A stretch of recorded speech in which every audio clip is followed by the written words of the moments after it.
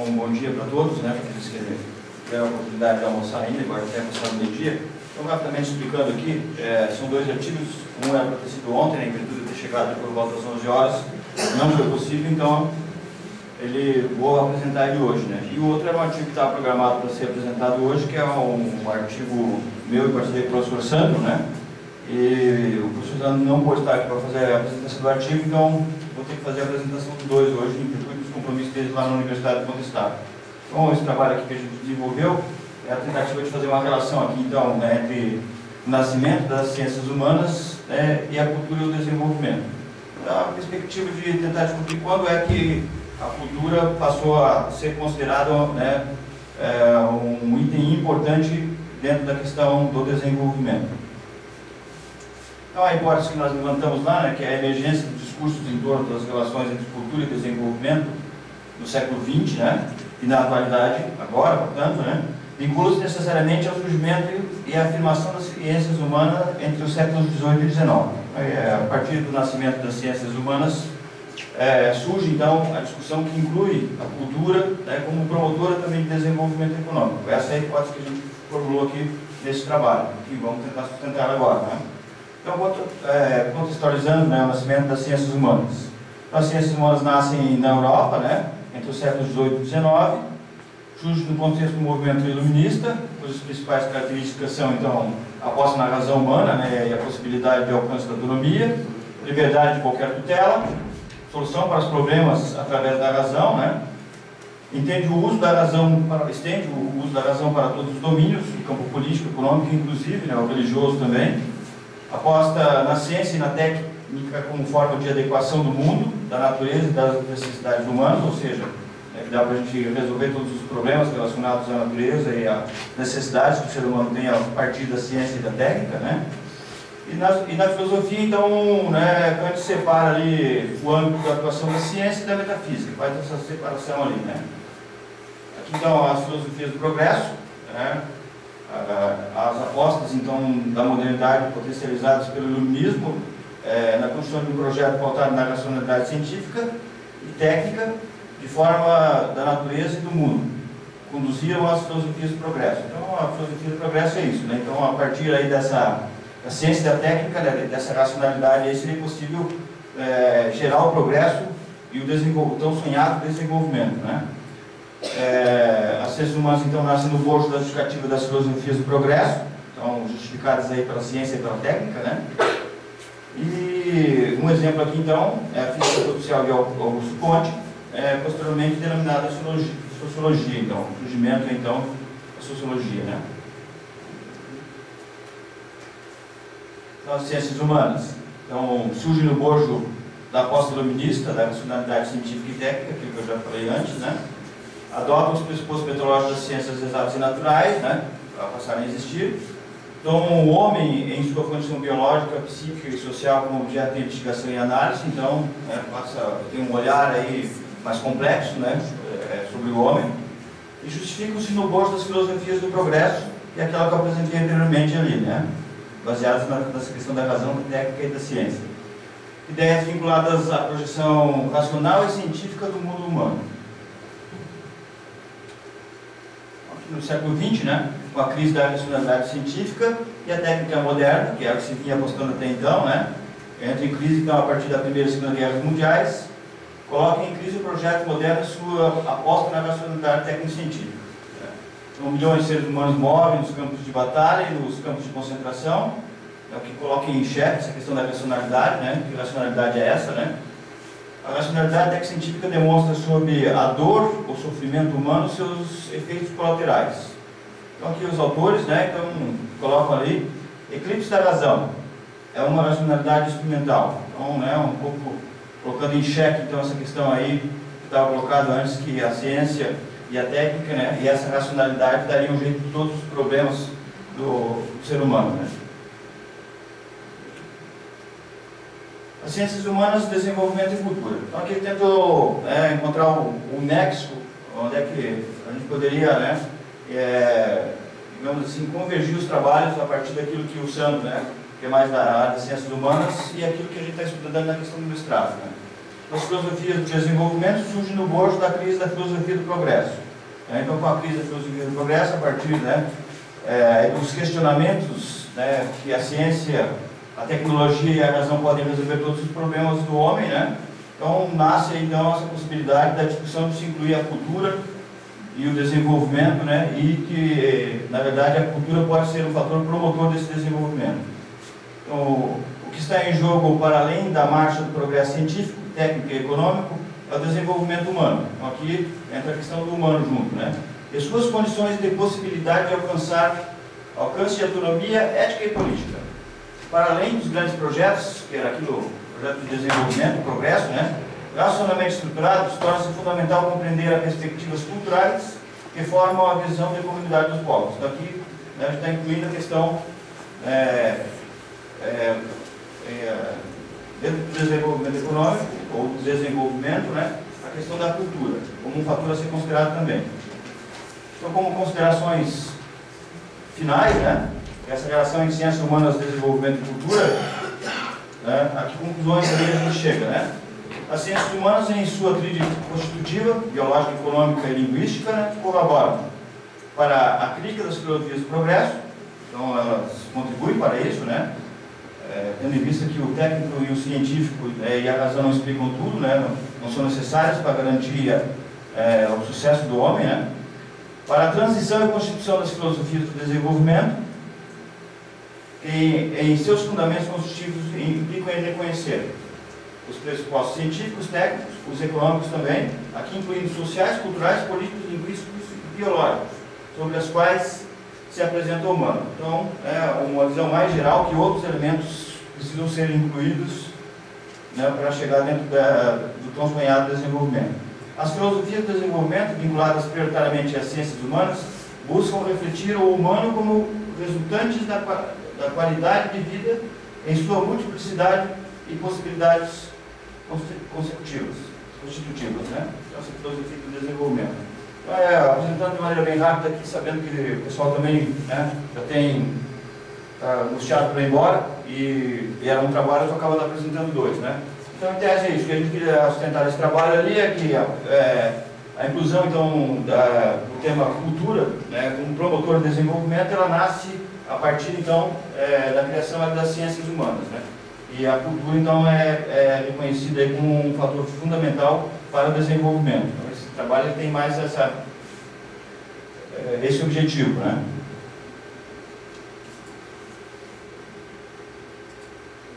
E bem rapidinho, esse é o segundo trabalho, então, da série, Nós tivemos aí os 4 últimos livros que tiveram a nossa contribuição em artigos, e eles falavam sobre a questão relacionada a políticas públicas e aos gestores culturais do Programa Território de Cidadania.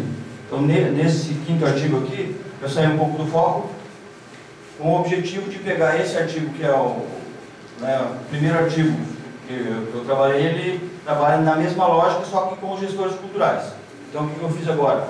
Eu aproveitei uma atividade que teve em Blumenau, numa feira internacional, e os mesmos questionamentos que eu fiz no primeiro artigo, eu fiz para os artistas que estavam lá, os artesãos. Então, para depois poder fazer um comparativo, entre a opinião dos gestores e a opinião dos artistas, nacionais e internacionais. Então, eu fiz ali para eles algumas perguntas que eu já tinha feito dos gestores e escrevi esse artigo. E o próximo artigo vai ser uma comparação entre a posição dos gestores culturais, lá do Planalto Norte, com a opinião dos artistas, neste caso aqui, na sua grande maioria, artesãos. Então, interrelações teóricas e práticas entre cultura e desenvolvimento local e regional, na visão de artistas nacionais e internacionais. O objetivo geral é estudar as concepções de artistas nacionais e internacionais sobre cultura e desenvolvimento, que é o objeto do meu estudo, essa relação entre a cultura e o desenvolvimento. Então, a metodologia da pesquisa, pode passar, então, a maneira que foi feito. A área de abrangência, então, foram os artistas nacionais, internacionais e coordenadores do evento intitulado Mãos da Terra, que aconteceu em Blumenau, Feira Internacional, realizado em Blumenau, Santa Catarina, Brasil. Na oportunidade foram entrevistadas 22 pessoas de diversas nacionalidades. Os questionários foram produzidos pelos pesquisadores desse estudo e aplicados pelos alunos do 9º ano da escola Ana Lúcia Kienmeier de Indaial. com os alunos, né, é um projeto interdisciplinar que nós temos lá na escola e a gente pegou a ajuda dos alunos para aplicar os questionários, então, entrevistar, e o questionário foi produzido por nós. Então vamos direto aqui aos resultados da pesquisa. Então, o resultado da pesquisa, né? Nós fizemos lá várias perguntas para os artistas, né, artesãos, pintores, vários artistas, né?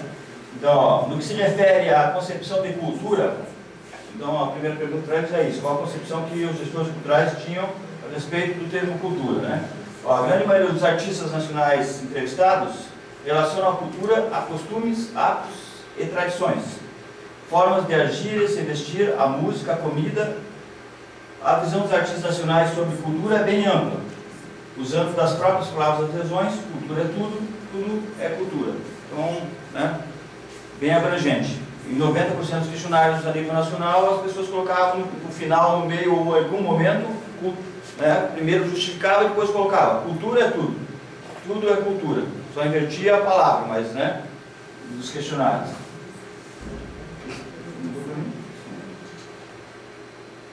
A grande parte dos artistas internacionais, né, primeiro que eu dividi, né, como tinha artistas nacionais e internacionais, uma parte, a primeira parte ali dos questionários eu separei, né, então os artistas nacionais é aquilo ali, uma visão bem ampla da questão cultura, cultura é tudo, tudo é cultura. Agora, na opinião dos artistas internacionais que fazem parte da feira, a grande parte dos artistas internacionais não apresentou definição clara sobre o tema. O conceito apresentado pelos artistas internacionais para a definição de cultura relaciona-se com a música, artesanato, feiras, a preservação da tradição e a história de um povo, as diferenças entre os valores culturais e maneiras de expressar a visão de vida. Então, né, é um conceito bem mais restrito sobre a questão cultura, não tão alargado, né, quanto o nosso conceito ou dos nossos artistas a nível nacional, né? Então, bem reduzido, né? Alguns, inclusive, falaram sobre a feira, né, no próprio espaço, disseram isso para uma realidade bem próxima, né? Não conseguem visibilizar isso nos questionários que a gente fez, e essa concepção que ela é apresentada, né, digamos assim, por 30% dos gestores. Os 70% dos artistas internacionais não tinham a concepção clara sobre o tema cultura. Os 30 que tinham, era uma visão ainda bem restrita. Aí, ó, a segunda pergunta, né, no que se refere à percepção dos artistas entre cultura e desenvolvimento local e regional. Essa foi uma pergunta que foi feita, né? Qual que era a relação que eles faziam entre, né, a cultura e desenvolvimento local e regional. Ó, os artesãos nacionais e internacionais não apresentaram concepções claras possíveis de serem analisadas nesse estudo, ou seja, né, eram coisas jogadas, né? É muito bom, é ótimo, né, mas não a definição. Não conseguiram apresentar definições claras que fossem possíveis de ser interpretadas aqui. Então, embora, né, a maioria das pessoas reconheça que, né, a cultura é importante para o desenvolvimento, eles não conseguem fazer uma definição clara de como isso pode acontecer, né? A grande maioria dos artistas entrevistados apontam para o turismo e a geração de empregos, os pagamentos de impostos, a valorização das culturas regionais como principais elementos de contribuição da cultura para a economia local e regional. Então, a pergunta era como é que a cultura podia contribuir para a economia local e regional. Então, né, a gente vê por ali, sempre o turismo aparece, né, coincidentemente, né, sempre essa questão mais econômica, né, está colocada aqui dentro do trabalho. Então, eles, na interpretação deles, né, como é que a cultura pode contribuir? Através do turismo, geração de emprego, pagamento de impostos, né, e a valorização das culturas. Então, isso aí foi o que apareceu lá, né, na grande parte dos artistas, a nível tanto nacional como internacional.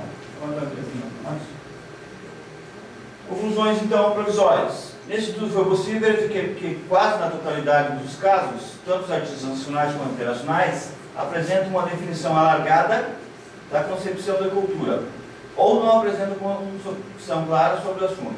Então, tem uma concepção um pouco mais clara, mas bem alargada do termo cultura, né, estendida, né, ou não apresentam uma concepção clara sobre isso, né.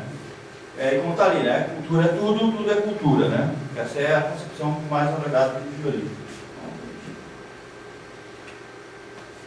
Também parece ter ficado evidente nesse estudo é que tanto os artistas nacionais quanto os internacionais não têm clareza de qual é a relação existente entre o desenvolvimento e a cultura local ou regional. Não conseguem fazer relação. Dizem que tem, entendem que tem, mas na hora de tentar dizer como é que isso acontece, não conseguem visualizar e transmitir isso em palavras. Isso tanto na visão dos artistas nacionais como internacionais. Quando eu falo aqui artistas, eu falo dos artistas entrevistados, né? Os 22 artistas que foram entrevistados lá na feira. No que se refere às contribuições da cultura para a economia, que era a pergunta, né? É praticamente um consenso por parte dos artistas nacionais e internacionais que essas contribuições estão relacionadas à possibilidade de a cultura gerar receitas, riqueza, né? O turismo, a geração de emprego e o pagamento de impostos são, na visão dos artistas, os principais elementos que ligam a cultura e a economia. Aquilo que eu estava dizendo, né? Então, uma forma deles entender é isso, né? Turismo, geração de emprego e pagamento de impostos seriam, né, digamos assim, os elementos que ligam, né, o que fazem a cultura se relacionar com a economia. Então, finalmente, né, o que é possível perceber é que a cultura, de forma geral, ainda não é vista como promotora, criadora de arte e de desenvolvimento, mas unicamente como um conjunto de hábitos e tradições representados pelos patrimônios materiais e imateriais. Então, em momento algum ali, né, dentro dessa concepção que a gente conseguiu verificar ali, a cultura é vista como promotora, criadora, né, da arte. Ela é vista dentro desse conjunto que foi colocado ali. Que, de uma forma geral, os artistas relacionam a cultura ao desenvolvimento pela venda do acesso, né, ao patrimônio histórico, material e imaterial, e não pela possibilidade criadora da cultura. Criadora no sentido de criar, fazer, realizar, criadora de arte, criadora no sentido de desenvolver potenciais inovadores, criadora de capital social, ético, civil, criadora de concepções e visões do mundo. Então era isso aí que a gente tinha para estar apresentando, né? Nesses dois trabalhos que a gente trouxe para estar apresentando nesse evento aqui. Muito obrigado.